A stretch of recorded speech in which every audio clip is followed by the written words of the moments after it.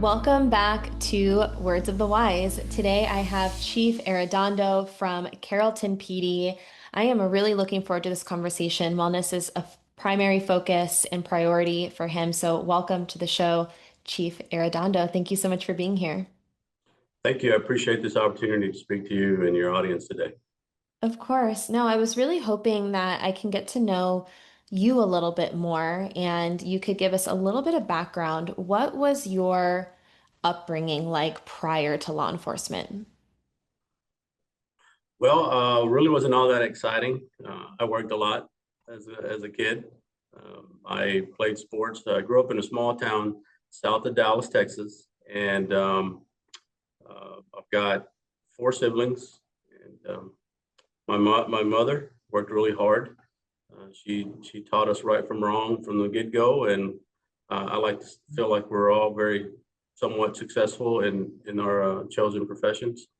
And it's all because of the strong woman that she was. I didn't have a father. Father left when I was 4 years old, which goes into play not just how strong of a woman she was and a leader she was to us, but I grew up in a small town where our neighbors were really important, our coaches were really important, my uncles were really important to me, and so I'm one of the lucky ones. I've always known what I wanted to do.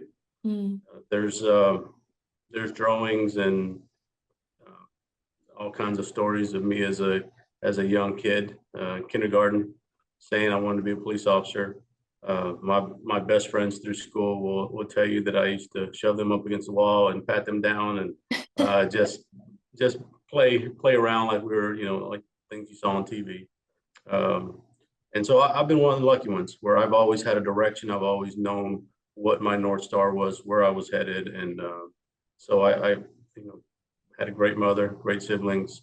My next door neighbor was the chief deputy sheriff of the county I lived in. He was basically the number two in charge of the county, the sheriff's office. And he was a great, huge impact on me.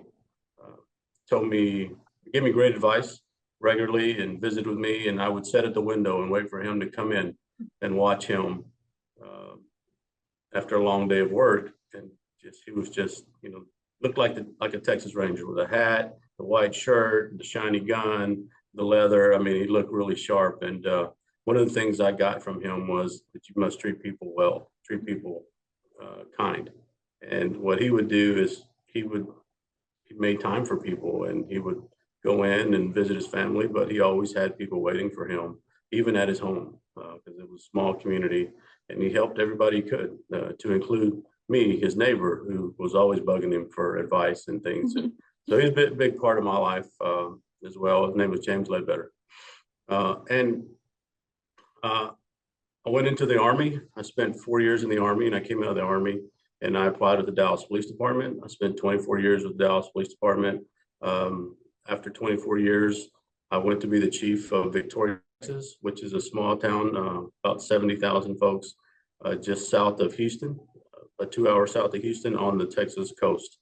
So that was a nice experience. While I enjoyed being there, my family, my life, everything was in North Texas. And so the opportunity to come to Carrollton presented itself. I applied in Carrollton, and I've been with the Carrollton Police Department as their chief of police for the last 2.5 years. I really love that story of you having positive mentors and influences in your life. And I think it's a reminder to anyone who's listening, because I'm sure that that particular person who you wanted to emulate wasn't like didn't have that mindset, like maybe didn't think that he would have had that influence on you. And I think it's a reminder to everyone that if you treat people well and you carry yourself well, that you can inspire people to want to do what you do. And I think that that is a Mhm. great story and a great reminder because I think it's true.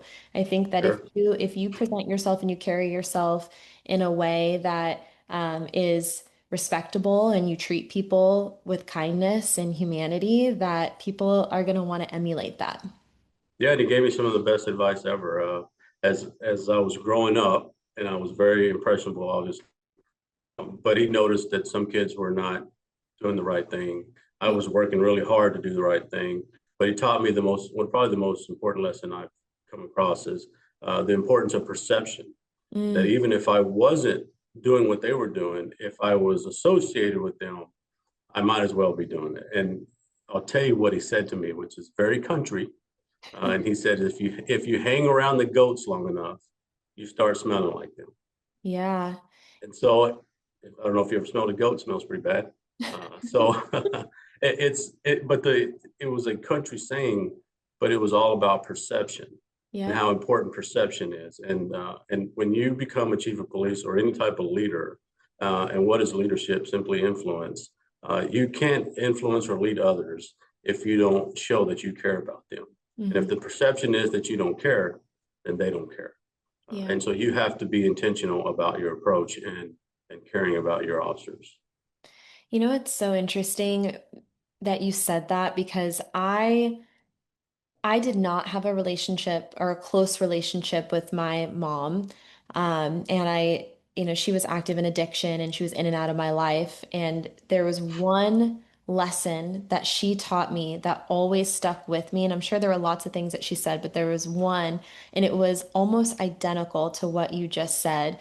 And she said, you are who your friends are.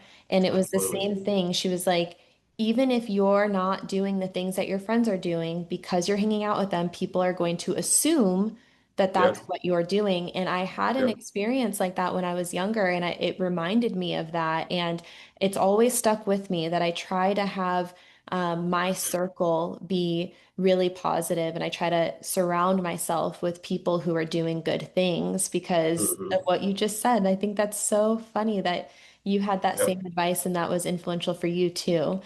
I know that Absolutely. you've been in this career now. I was trying to do math. You did 24 years with Dallas, and now you've been 2.5 years at this agency. And then you had another agency in the middle. So you've 2 years there. 2 years there. Okay, so we're at 28 and a half. There you go. Yeah. Okay, Thereabouts. perfect. What was the biggest challenge within your career so far? Well, I think there's been numerous challenges. And as I think through it, I can tell you that, um, mine's kind of unique in the sense that I left the Army, went straight into Dallas Police Department. However, I had been coming from an overseas assignment. Mm, So I had not been with my family. I was married and had a daughter before I went overseas. And so I got married really young. That's what you do in the country, right? You get married really young. That's what we're supposed to do anyway. So I had a wife and a daughter that I hadn't seen very much. And then I go straight into the police academy, which is very in Dallas, which was very, very demanding. And then I'm into field training and I'm working nights and holidays. And so, that marriage obviously did not work out. And so I entered police work kind of behind the eight ball, mm, where I was struggling, financially in Dallas Police Department back then. I think I started like at 26,000 a year or something. It was not much, but it was a lot of fun, just not much money. And so that was a big challenge, um, in the sense that I had these things that were weighing me down already, yeah. emotionally. And great job, lots of fun, great training, unbelievable police department, just phenomenal. Had everything in place to do the job, but didn't have anything in place for the mental wellness side of the job. And what I've learned over time is that there are those instances that are that one major event that will set you back. But in law enforcement, it's death by a thousand cuts, right? Mhm. You don't know what is going to be the straw that breaks the camel's back, but you realize after a time you're different. And so while there were many challenges, I think it was challenging for me because I entered the profession struggling with the family situation. As far as the job, I mean, as a young guy ready to go, I mean, Dallas provided everything fun wise. I mean, it was an outstanding opportunity for me. And I'm so blessed that I was able to start with the Dallas Police Department and get that training foundation that Dallas provides. So many challenges. And when we talked offline, you talked a lot about the importance of having a positive mindset and how that gets you through some of the hard times. And I really do think that training yourself to have a positive outlook and a positive mindset is closely related to resilience. Sure. That keeps you going. How did you get through some of the challenging times, and how were you able to cultivate a positive mindset when maybe things were hard at that time? Yeah, I was having a conversation with my mother the other day, and we were talking about, you know, just the past, and hard to believe that I'm 51 years old. She can't believe her baby's 51 years old, and I'm like, I can't believe it either, but it's the truth. I am, and so, Yeah. but we talked about many of the challenges that we face, and the things that we've encountered over the years. But you know, I don't know why I was blessed with a positive mindset, but I was, and it has always been a positive of I can, or I'm willing to try. Mm, And I've just been lucky to have that mindset. Now, that doesn't mean I've had nothing but great days my entire life. I've had many of days where it was a challenge to get out of bed, yeah. but I've always felt that I could do it, and I've never second guessed myself. I've always just gone and felt like I could do whatever needs to be done. But it is a challenge trying to get everyone to buy into that type of mentality, because then they think that, well, you're just trying to blow smoke up our leg, telling us that it's all hunky dory, and it's not. No, that's not what I'm telling you. It's okay that it's not perfect. Nothing's going to be perfect, but you have to find the positive in any situation you're in, and then work from there. Because if you're struggling with the or you're concentrating on the negative, I mean, you're going to be paralyzed by that negative. You're gonna feel that you cannot get through this, or you can't get up from this, or you just can't. So if you want to move forward, you have to stay on the positive side of things, and really, happiness is a personal choice. That's a personal decision, and if you choose happiness and positivity, I mean, there's really nothing you can't accomplish. I had someone tell me one time, this was something that was really powerful for me too. They said, you have control over how you choose to respond to a situation. You might not have control over the situation, but you have control over how you respond to that. Right. And I think it's really in line with what we talked about. And it is hard sometimes. And, I think anyone who's listening, because we're all human, right, Yeah. can relate to being in those valleys of our lives where everything seems really heavy and everything seems negative. But I really like that mental training perspective of like, Mhm. yes, these things are hard, but how can we train ourselves mentally to see the positive, even if it's like the smallest thing that is positive out of the whole situation? Even if Yeah. it's like, well, this might be like so negative and hard, but like maybe this is a growth opportunity. Maybe there's something that I can learn, in this situation. So I agree with you. I think that if you can take a step back sometimes and you can try Mhm. to find the light in the darkness, it's really helpful. Well, and also think about what police officers do, what Mm, our profession is about. That's problem solving. So what do we concentrate on?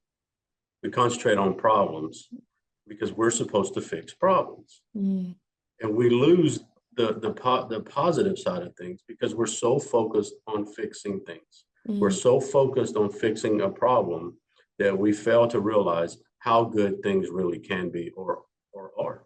yeah. And that's a message that I try to communicate to the department on a regular basis, is that, as yes, it's our job to look at the problems. It's our job to fix whatever we have going on, quality of life issues, crime issues, response times, community engagement, whatever it is. Yes, we have a responsibility to address whatever problems we have, but you should have a responsibility to yourself to take a step back, take a breath, and realize the positive impact you're making, the difference you're making in this great community, and concentrate on some of that as well, not just the problem, because you deserve a pat on the back every now and then, not just looking at the problems.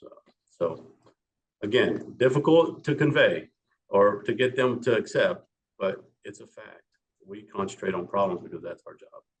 I really like that a lot. I think that that's great.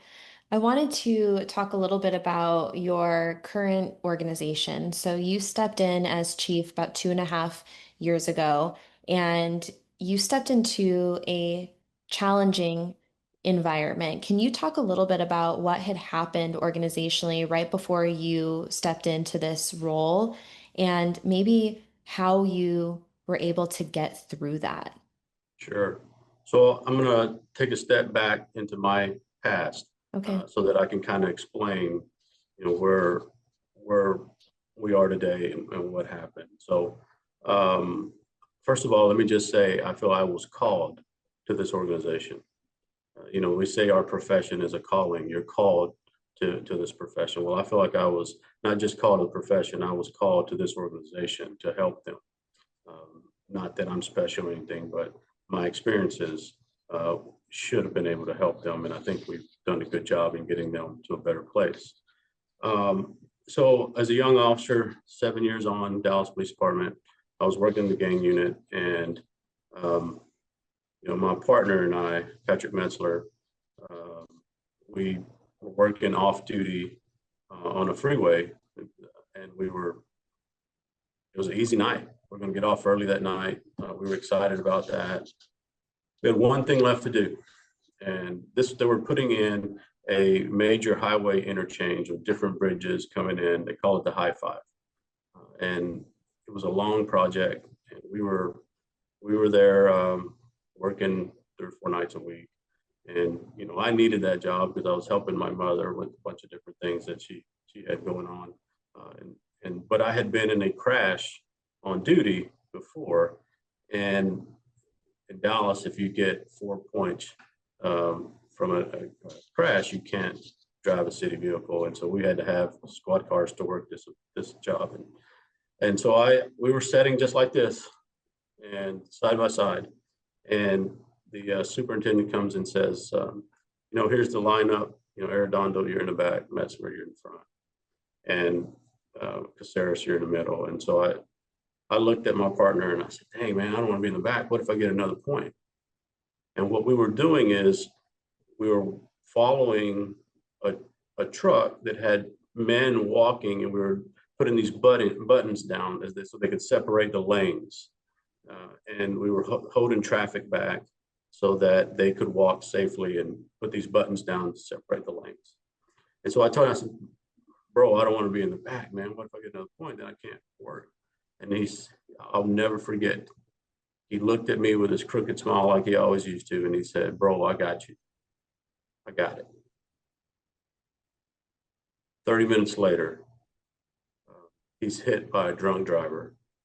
It hits the car from the rear just perfect to where it sends fuel from the back of the vehicle to the front of the vehicle, and the vehicle became engulfed in flames. And so I'm trying to coordinate the radio and get a fire extinguisher and run down there and try to get him out of this burning vehicle. Officer Caceres and I both were trying to. Couldn't get him out.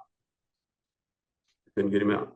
So, I've dealt with a lot of survivor's guilt all these years because there's so much more that I got to do that he didn't. I've already told you, I came into the profession struggling with family stuff and finances and things, and he had his stuff together. And I always was in envy of him, of how well put together he was. And, but, I've got to see my daughter graduate high school, go to college, and I got to walk her down the aisle. I've got grandkids now. I've become chief in 2 cities, and I've got to do so much because, and this is where the guilt comes in, is that he died saving my life, protecting me. And as you probably know, we're taught to protect your partner, Yeah. take care of your partner, and he did. And so it's been a tough many years. And so at some point in my career, I think I was a detective at the time. I said, I've got to do more.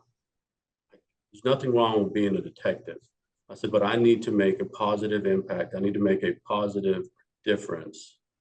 There's a reason why I'm here, and I don't know what it is. I can't explain it. I don't know why God spared me that night, um, but He intervened, and I'm here today. And so I started promoting, and I started thinking about, mental health, and I'm no expert in mental health, and I don't have any training or anything like that. I just use my gut instinct on treats how to treat people, and how do I want to be treated, and my experiences in the past and how I was treated and the things I went through and the emotions that I felt, and so I after I went through this for about a year, I wasn't healthy. I did things I shouldn't do. I overdrank. I made poor financial decisions. I was just not myself. I left the Dallas Police Department, and then I was able to get back on the Dallas Police Department. But I tried to throw my career away. I tried to throw my life away. I tried to drink my life away. I tried to do all those things that I shouldn't be doing. That was completely out of character for me, and I didn't know what was going on. I didn't know what was happening, but it had affected me. And well, in my case, that was a major event. I had seen death before. I had dealt with death before, but never like that. And that's what it did to me. It changed me. It made me different. And so I started promoting up. I started thinking about wellness. I started thinking about the hardships that officers feel and the fact that they have no clue that they're changing little by little and that they're probably affecting themselves and their families, and they're doing things they shouldn't do, and that it's going to affect their career, it's going to affect their retirement, and it's going to affect their lifespan. And so, I promote up. I do what I can in Dallas, and I have the opportunity to lead a department, make that positive difference there. I felt like I was doing that in Victoria. But then the opportunity to come to North Texas to be near my grandkids and my mother and family. And so I took the opportunity. As I'm in the process, um, I'm a finalist for the job here. They have a line of duty death, the very first one ever in the history of the Carrollton Police Department. Officer Notham's vehicle was struck from behind, and he was killed in the crash. And so, honestly, I was like, I want that job. I want to help them. I want to get them through this because I know exactly what they're feeling, especially the officers that were on scene that night. I said, I have to get this job. I want this job because I want to help them. I don't have special training. I don't have degrees in wellness, none of that. I have experience in what I went through. And so luckily I was named the chief here. And I walked through the doors and it was a heavy, heavy, heavy atmosphere. Officers were looking to leave. Officers were crying and briefing. They were struggling through to get through a shift. They were just struggling. And, I walked through the door on January 2nd or 3rd of 2023. And I told them it's okay. It's okay that you're hurting. It's okay that you have some tears. It's okay that you don't understand. I said, but we've got to get some help. We started using our EAP. We have our own clinic here, medical clinic, and with a counselor who's great. And I told them my story. I talked about what steps I took and how long it took me to understand that counseling was a good thing, that telling somebody how you feel is a good thing. Because I'm going to tell you why I left the Dallas Police Department. Because after a time, one of my very best friends who didn't even realize what he was saying said, man, what is wrong with you? So you're going to get somebody killed. Mm. So I left. I literally walked out the door, just left. And the thing about mental health is that we get injured in police work all the time, but we usually have a cast or a leg brace or a walking boot or something. And you can point out, hey, you got a walking boot, you hurt yourself. But when you're mentally not well, but you physically look well, it's hard to explain what's going on. Yeah. And when you're in a profession that requires you to be in your, in shape and mentally sharp, and when I was in the gang unit and we ran a lot of warrants, did a lot of different high risk things, it was a dangerous situation. So I did need to leave. Probably didn't need to leave the profession, but I did need to do something different. And so, coming here, I was prepared to help. I had one-on-one conversations with my officers, especially the ones that were there. There's been many a times where we sit down here in my office and we talk about each other's stories, and ends up in tears and hugs and I love you and you can get through this, and let's work through this. And that doesn't work for every chief, right? Every chief doesn't tell their people they love them. I do. And that sometimes that is frowned upon by others. I've been told many times that the way I do things is I'll never be successful, but I've done well so far. But I try to be genuine, obviously, and what I do, I love my officers and I care about them deeply because I want them to wake up in the morning and say, "Oh, I get to go to work, Mm-hmm. have fun at work, go home and treat their family with dignity and respect, so they can hold on to their family, and then go to bed and say, "Oh, I get to go to work again." And that is difficult when all you do is see negative things all day long. And when you concentrate on negative things all day long. And so that's why the intentionality of positivity has to be there. So that when you're working through those negative aspects of the job, you're able to put it in perspective. Because you put it in perspective, sometimes you help me there, please. What am I trying to say? Compartmentalize. Yeah, Love it. yeah. You set that aside, and you just don't know that you're it's 1,000 cuts. Yeah. You don't know which one is going to cut the deepest and turn you different. So we work really hard, and we do a lot of whatever we can. We brought in the checkpoint program. It's been very successful. I believe it's the best program available, and it's because in our profession we trust very little. Mm. But the checkpoint program is simple in the fact that it's we check on our own people. The same people you're going through a door with is checking on you. The same person that has had a similar experience is checking on you, is continuing that conversation with you and letting you know that it's okay, versus completely being left alone or saying, hey, go get some help. Your peers, the person you trust to go through the door with, is checking on you. So that's been a big help for us. It's been really dynamic in the sense that the officers really appreciate their peers checking on them. And then, the state of Texas had the Blue Chip program where they could go get counseling from counselors that have dealt with law enforcement officers before, free of charge. I'm not sure if the program has continued, but we were using it for a good while until checkpoints came about. And then we have mandatory mental health checks through FIRST. And it's not anything that says you have to say something. You can walk in and say, hey, thanks for being here, and then walk out. It's just trying to make that connection because, again, mental health or officer wellness, mental wellness is not a one-stop shop. And so I try to provide multiple avenues to see what you connect with. And if you connect with one, great.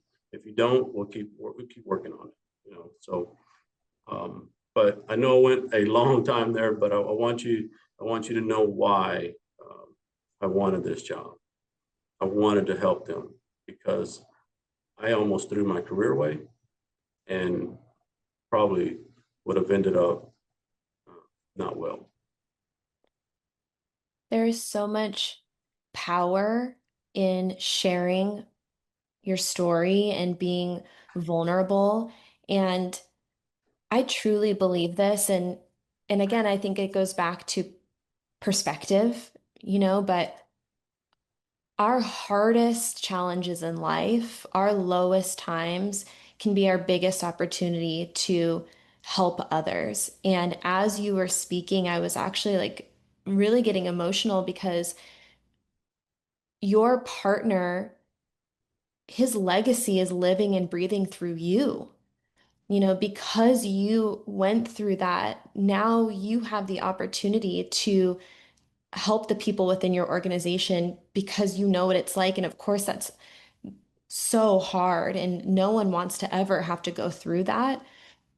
But now you have the opportunity to show up for your people and to tell them, like, I know what it's like. And I wish I didn't know what it's like. I'm sure that's how you feel. But because you were able to come in and tell your people that now they have the resources that are going to get them through this really hard time. And so Yeah, I appreciate you sharing that so much. And I think that we all have stories, and we all have the opportunity to help other people through shared stories, but it does take that courage to step out there and to be vulnerable and to talk about it. And I know that maybe historically that wasn't something that law enforcement did. It no, wasn't encouraged to do, but I'm so happy that you have reached that point within your career that you feel um, the courage and the confidence to step out there and to showcase that and to let yeah, people know that it's okay because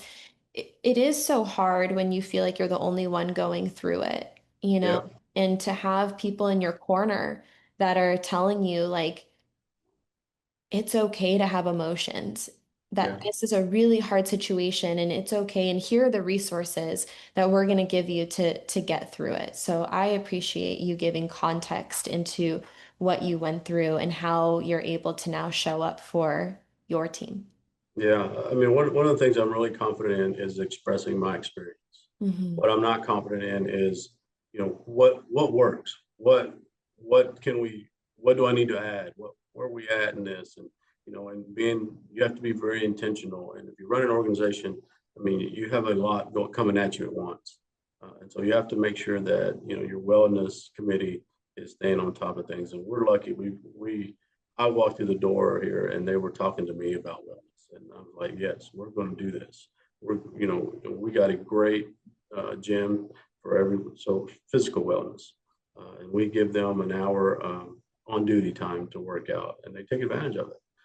So they look great. They're doing well. I Good. think we're getting to a better place with our mental health. I think the supervisors are understanding that it is a priority for me to make sure we treat everyone with dignity and respect. And so, how can I ask you to go to the public and treat the public with dignity and respect if you're not being treated with dignity and respect? Mm-hmm. And so that message comes from the top down and from the bottom up. Not only am I saying that they're expecting to be treated with dignity and respect, and so we've added a lot of extra equipment in the gym. Can't do everything they've asked for, but over time, I think we'll get there. Nutrition, we've got a meal prep delivery service, and we work with them to order their meals and have it here for them ready. That doesn't cost us anything other than a little time to coordinate it. The Yeah. officers pay for their own meals, but they appreciate the opportunity to have it here and they pick up their meals, and so it's been very successful. We set up a quarterly training with our financial cop, and he does a great job in making sure because God, I made so many financial mistakes as a young man, Hmm. and so they're way ahead of the curve already because of this type of thing. And then it's not. I don't know if it's popular in other places, but spiritual is important too. And we set up an optional chaplain-led Bible study, and our chaplains are very important to us. And so we let the chaplains have a space, and if they want to show up, they show up. They don't, they don't. But it's a very good opportunity to just listen to the word a little bit, and I think that's been very positive. And we've got a quarterly wellness newsletter, and then like I said, the fitness committee actually gives awards every quarter to the one that wins the fitness contest. And so again, it's multifaceted. It's not a one-stop shop, but it all starts with a decision to make sure that we're loving the officers and taking care of the officers, And it's not just the sworn officers, but all employees, our professional staff too. We provide this for everyone because it's not just officers that see this in their job duties, but it's our professional staff and our records group that they read these reports, Right. before they go out. And so that takes a toll on them as well, reading some of these things that happen in the community. And so it's got to be something for everybody. But because we're majority sworn officers, we try to find things that are going to make sure and take care of them. But you also have to think about your professional staff as well. I agree with you that it's never going to be a one size fits all. And I really appreciated what you said earlier of like, maybe we don't always know exactly what to do, but we're going to try different things and we're going to see Mm-hmm. what works. And it's that mentality of like, keep trying stuff and keep Yep. seeing like what people are needing and what they're gravitating towards and continue to build a culture around wellness and build that trust so people feel Yeah. like it's okay to gravitate towards those resources that are offered. Yep. I want to ask you because we know that stigma still exists when Mm-hmm. it comes to wellness. And I mean, I've been in this wellness space for 8 years, and I've seen the forward progress with wellness. Absolutely, I still have a lot of conversations where, we still know that maybe wellness is viewed as weakness. Mm-hmm. What would you say to someone who thinks that wellness equals weakness? I mean, point blank and very blunt, you're wrong. Mm, You're wrong. And you're harming yourself and anybody you lead, you're harming with that mentality because we all go through different challenges, no matter what profession you're in. But in this profession, wellness is an issue, and it has been for many years. And if we go back and we look at the military, I'm a disabled veteran, and the military has struggled.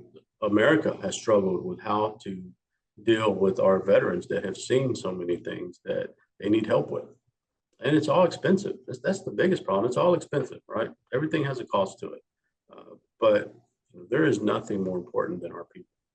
And if you're not doing what you can to ensure the wellness of your people, our biggest and best asset are our people. And I get it. Mission first, people always. That's just the way it is. We have a mission. We get paid to do something. We have to do that. We have a responsibility to our great community to secure it. But that doesn't mean that we don't have the time or the opportunity to take care of our people. And you must find a way to take care of your people. thank you. My final question for you before we wrap for the day is what words of wisdom would you share with the younger officer, someone who's earlier in their career, maybe something that you wish you would have known earlier that would have helped you, or something that you've learned along the way that has helped you? Yeah. I think that I would tell a young officer that you got to get to retirement. And there's things that you have to do to get there. While you're there, while you're working, have a lot of fun because this job, there's nothing better than this job in the entire world. It is the funnest thing you could ever do. And it's so rewarding to help others, to be there in someone's moment of need and be able to help them. I mean, that is super rewarding that you can't find just anywhere. Uh, and it's a fun job, and your friends, you'll have friends for life. But you got to take care of yourself, and you got to realize when something is not right with you, when something is different. You got to take those intentional steps to keep your wellness in the right spot. You got to stay positive. Happiness is a choice. It's a personal choice. Make that choice. And if you're happy, your family will be happy. And if your family is happy, then you're going to have a great life. And things are going to go really well. And when you get to retirement, if you did those things, if you invested your money, invested wisely, you can retire at a pretty young age and still have time to do other things. And so I think that I would really tell them though, treat people with dignity and respect. Treat people the way you want to be treated. Don't buy into the hype that because you're the police that you think you're better than anybody else. You're absolutely not better than anyone. You are here to serve. and this community depends on you, and do what you have to do, but don't take a person's dignity from them and treat them with respect always. Thank you. Absolutely. Thank you for your time. I've loved this conversation. I really appreciate your wisdom and sharing the last hour with me. So thank you for being here. You're welcome. Now, there's some guys that will say I'm soft, but I can do what needs to be done. But I just would rather treat people well. And if you have a good culture and good morale, there's nothing that we can't accomplish. But it all starts with the chief. The chief is the chief morale officer, chief culture officer, and the message is important coming from the chief. And I'm sure all chiefs want the best for their folks, and so Yeah. it's just hard. It's hard to be vulnerable, especially as the leader. But if that's the best way to motivate your team, that's the best way to get them to understand, then I would tell a chief, be real, be Yeah. genuine, be vulnerable if need be. No, I love it. I don't see softness in that at all. I see a lot of courage in that. Some of the scariest times in my life are being vulnerable and Mhm. putting yourself out there and showing your imperfections. I Right. don't think that that's soft or weak or anything. I think that that's actually really strong and courageous. So I appreciate you coming on here and sharing your story with me. Well, thank you for the time and the opportunity. I do appreciate it. Of And course. whatever I can do to help with an officer's wellness, please reach out. Yeah, I will. Thank you.